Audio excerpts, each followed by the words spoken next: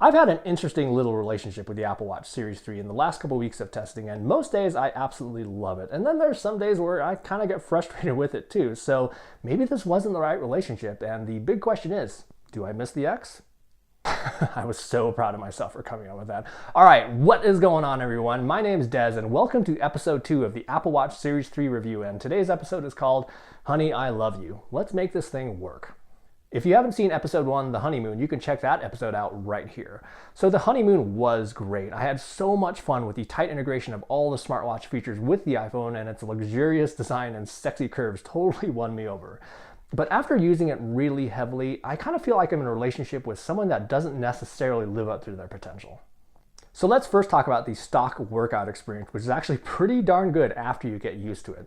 There's actually some really good stuff here, and it actually has a lot going for it, and then we'll actually talk about why it doesn't necessarily live up to its potential. First off, I got some great advice from some of you awesome folks to press both buttons simultaneously to pause a workout. It's definitely a great tip, and thanks to everyone who commented. But it wasn't exactly the most obvious thing and still not quite as convenient as a single button, but I'll still give it the benefit of the doubt and say that it works well. So +1 for Apple for making that function, and definitely helps the experience out a lot.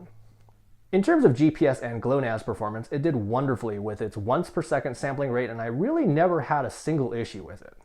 An interesting difference between an Apple Watch Series 3 and nearly any other fitness wearable with GPS is that the Apple Watch doesn't display an indicator for the GPS signal when you go to start an activity. This may seem a little bit unsettling and insecure if you're coming from a Garmin, and it's kind of standard practice to choose the outdoor activity on the watch a minute or two before actually starting it so it can acquire satellites. So with the Apple Watch, you may be asking yourself, does it have satellites? Does it not? Especially since it just kind of starts after that 3-second countdown. The Apple Watch actually has a huge advantage here, is that it uses assisted GPS to always track your general location in conjunction with your phone, so even if you just step out your door and immediately start a workout, satellite acquisition happens very quickly. I tested this on numerous occasions by just starting my watch immediately as I was starting my workout, and I pretty much always had a solid GPS map that started in a pretty accurate location. The Barometric Altimeter was a little bit less accurate overall, and sometimes was a little bit higher, sometimes a little bit lower, and sometimes right on compared to different Garmins, as well as corrected elevation in Strava, but still totally within an acceptable range. But for indoor elevation, compared to Garmin's and more specifically the Vivo Active 3, the Apple Watch was much more in line, although maybe a little bit generous, but at least not completely off. Apple's altimeter measures relative elevation, which means the Apple Watch Series 3 can more accurately track any activity that involves a change in elevation. So for floors climbed, you should have pretty good results. I'm doing a 54-floor stair climb race in February, and I'm really curious to see how different devices perform, so definitely subscribe to the channel to get a notification when that video comes out. And then for heart rate performance, I have to say that it performs really, really well. It may not be as detailed as a Garmin, but the data that is collected is very accurate.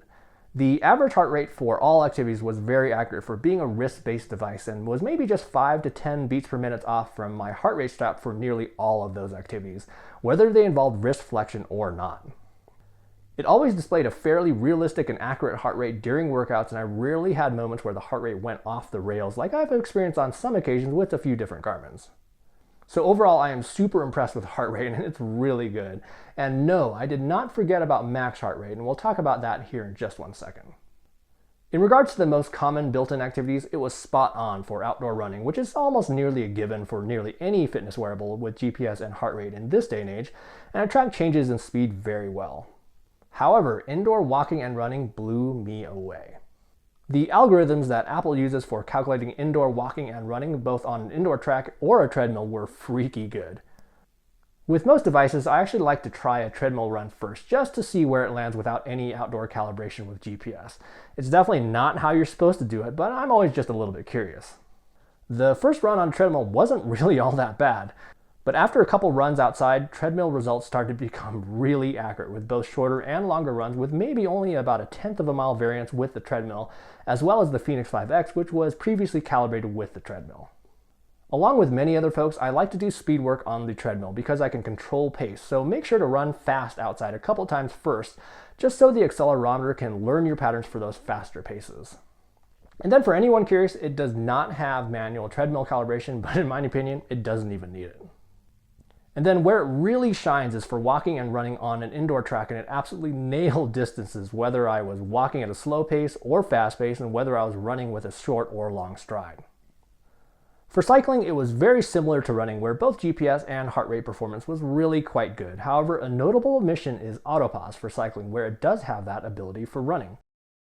For gym-based activities, elliptical, stairmill, and indoor rowing produced accurate heart rate results compared to the chest heart rate strap, so all good to go there. But of course, never ever trust the calorie calculation on a piece of gym equipment, or you're going to be eating a lot more cake than you probably should be.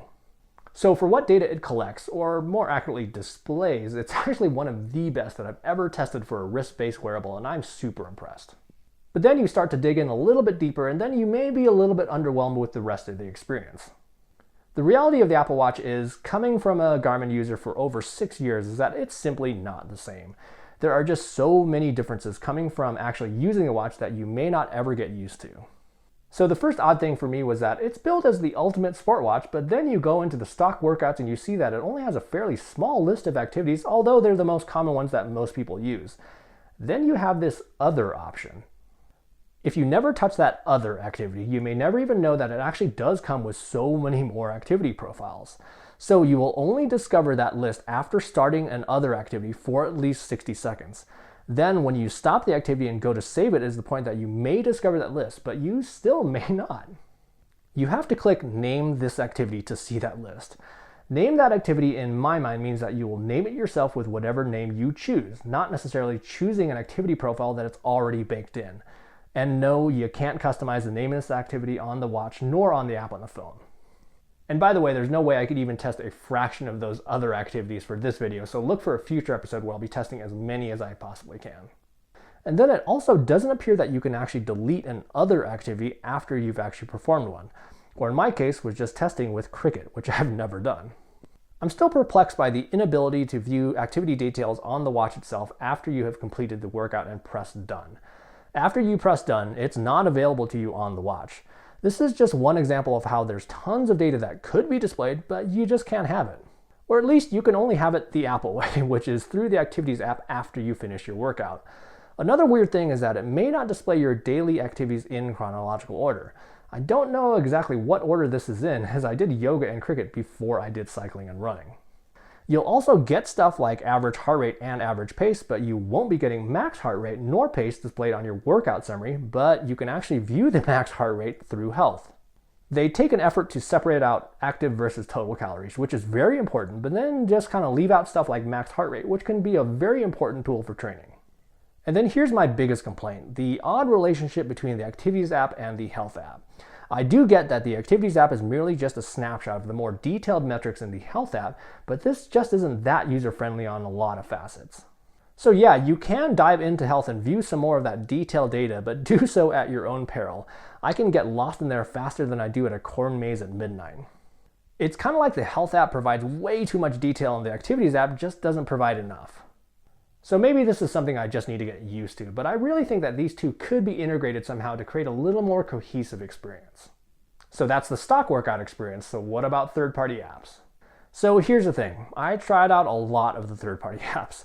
Honestly, I have to say that experience with third-party apps is not necessarily as good as the stock workout apps, which provides the best experience in my opinion.